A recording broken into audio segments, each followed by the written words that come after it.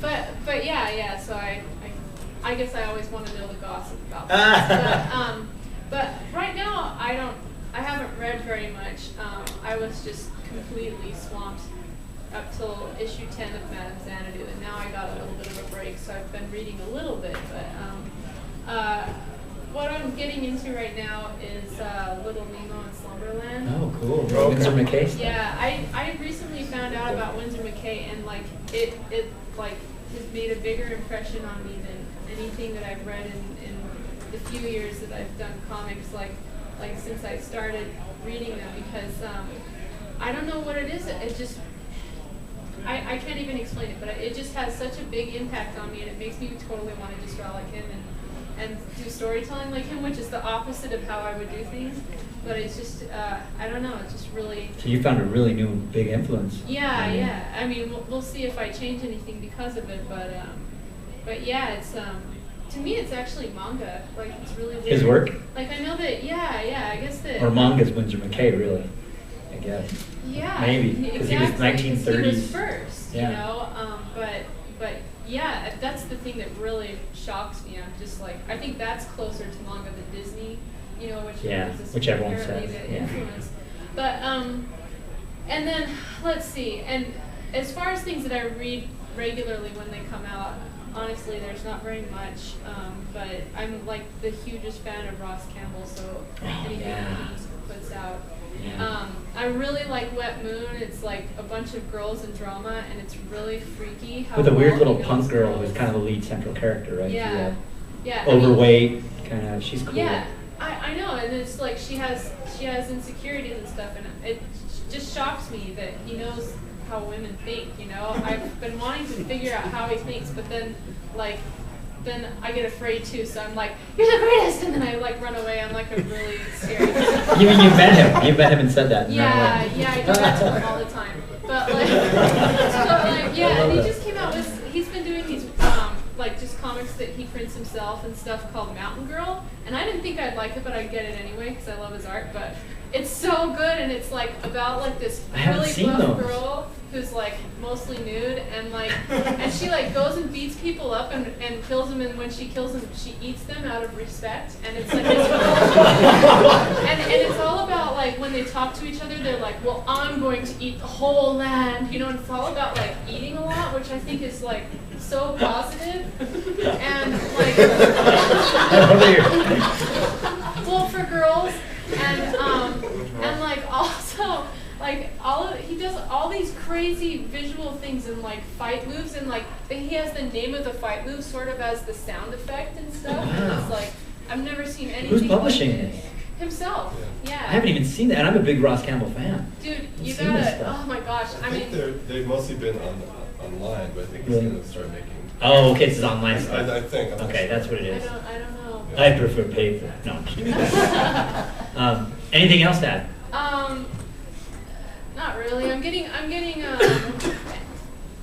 Luckily, I'm still getting into the classics. So I finished Sandman and Watchmen, and now I'm gonna get. I'm ordering Bernie Wrightston's Frankenstein, so I can't wait to see that. So. That's incredible.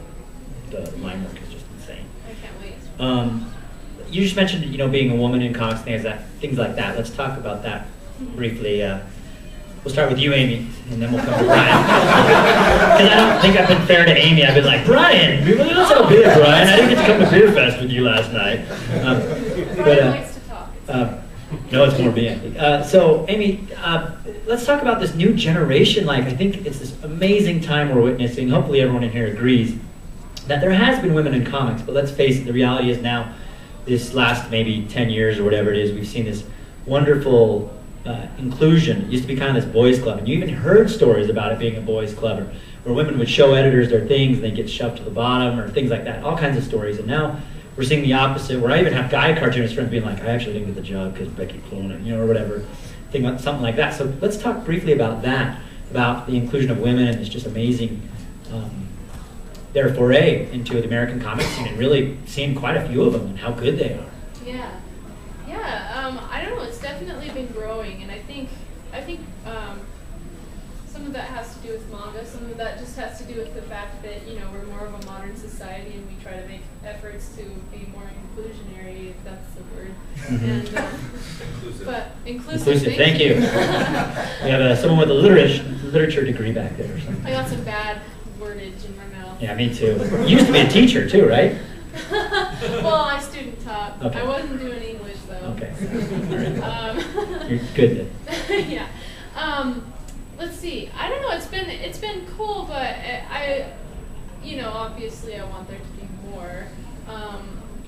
And it's been I think the hard part that's happened just recently was Tokyo Pop kind of folding or shrinking where down. they had so many women and that they were both writers and artists and they were pretty girly too. Like, not that it's bad to be not too girly and be a girl, but I think you really know when it's getting better when girly girls start reading comics and drawing. Oh, wouldn't that be great? Yeah. I've seen the cheerleaders with comics. Yeah. It'd be awesome, right? Exactly. That'd be crazy, right? And then you have them at the cons. Maybe we don't want that. Yeah, I remember I had a friend in high school who was from Korea, and she showed me one time this comic book, and she was like, yeah, girls read comics all the time, and it was just like a crazy concept to me. I'm like, whoa, what? Yeah. But and it was just drama. I'm like, no magic or anything. It's just people walking around and talking, which was just such an interesting idea. And then later on, I got into it, I guess. But well, did you know, being a woman, did you know, like, did you have the foresight to be like, I want to be a female, I want to be a cartoonist, not a female, I want to be a cartoonist in the industry, the American industry of comics? That didn't happen until after college. Okay. Before then, I actually got a little bit into anime because I was crazy about Sailor Moon, which is totally girly, and like I would just record it on TV because it was like super early in the morning every weekday, and like they would go through this whole story, and it really progresses, and there's a lot of drama going on, and then they get to this one point that's not even at the end of a season, and then they just they rotated it again back to the beginning, and I would like keep watching to just hope that there'd be one more episode, and it'd just go back to the beginning, and it killed me. And back then there wasn't really too much internet, and if you tried, it would take hours to learn more. And so that's what really drove me to make my own girl superheroes, like Asian stuff, like Sailor Moon, and stuff, and so I drew like these characters, but I was really bad at it, so I just sort of did it in my own little daydream time, and I designed clothes that way, but they just looked really bad. You can probably see stuff like that online that I put on my website. Oh, really? To show people, but Oh, cool. I didn't improve at all through college. It was until after college when I saw that they were hiring American creators that, and they had a contest, that I just thought, I'm going to learn how to draw, and I'm going to beat these guys. Like, I just was so excited, I couldn't do anything else. So I knew because I was so driven that it was meant to be, so I went for it. Yeah. And competition. It sounds like you're a little competitive. Yes. You're like, that's good. And Brian, what about you? Because I've actually heard, you work with quite a few women, which is pretty cool. I thought you were going to say you've heard I'm really a girl. Brian wants to be a female. No, I have. Actually, the project I can't talk about, I'm working with As a female. 2 women. Ooh, wow. I do. I sort of like think whenever I start something, I make an effort to. This sounds sexist, and I don't mean it to be, but to look for a female artist first, if I can. Really? How come? Why is that? You don't like guys? I don't. It's it's partially because I feel like I feel like there needs to be more of them. I sort of like. I think a lot of guys that draw comics grew up reading superhero comics, and there's a certain subtle like raw in their art, which I don't always like. I don't always think it fits stuff. Like they always come from like they learned about comics from like reading like overly muscled superhero books. Sometimes I don't always like to start from that place, even if it's like even if it's very very small in there. I can usually recognize it.